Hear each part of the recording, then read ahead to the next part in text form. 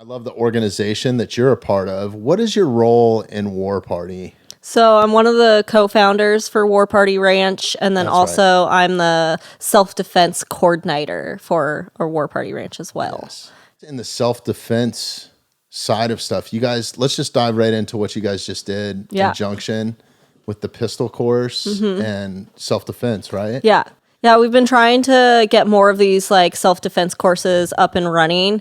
War Party Ranch is still really new, so we're still we just have a really good board right now. We went through like kind of changing out board members, and we have a really tight-knit group who's working really hard, which is amazing, and it makes things a lot more possible. But the self-defense courses, like, we're really advocating for women to become more self-sufficient, more independent, more capable, especially women who have been through abuse or trafficking. Like, that's our whole mission.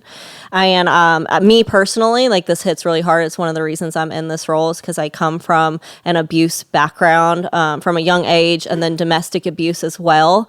And one of the things that helped me gain independence was becoming more capable, more self-sufficient, learning how to defend myself, essentially, literally out of fear for my life of what might happen if I don't kind of equalize my situation.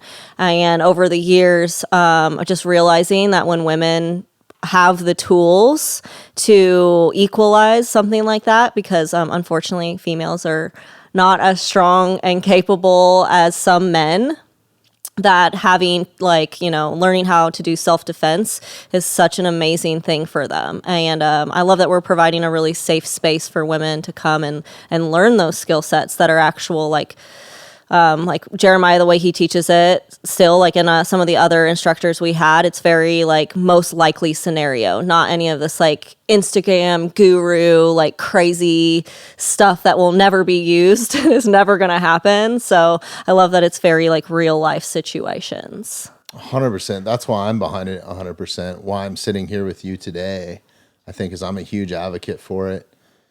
And I grew up in a crazy situation with tons of domestic violence that I've gotten into with Jeremiah and other people on other podcasts. And I'd be happy to tell you about it, but I'm sure we can share. Yeah.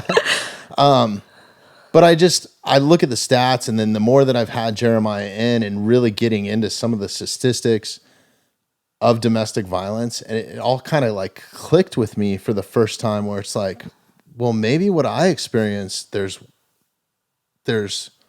a lot more people that probably have similar experiences. And when I heard those stats, like 1 in 3 women will experience domestic violence at one point in their lifetime, like that's fucking blows my mind. I have 2 daughters, and I know I keep saying that, but like that's a hard reality check that probably one of them at some point is going to experience it in their life. Violence, right? Or like sexual assault. Like the amount of women that I've met who have been through some sort of like sexual assault or situation is absurd. Like it's more women than it's not.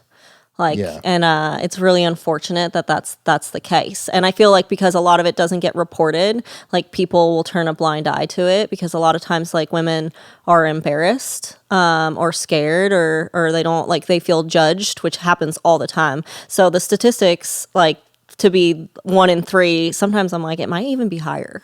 I'm sure it is, because I brought this up with Taylor Wellman when we had her in, and this was just me thinking out loud. I'm like, well, all the times that domestic violence was in my house, it was only reported one time, right? And I think it's an embarrassing thing. Like, you don't want that to like, I wasn't going to school and be like, you'll never believe what happened to me last night. Yeah, I lied about it. I just shut up about it, right? And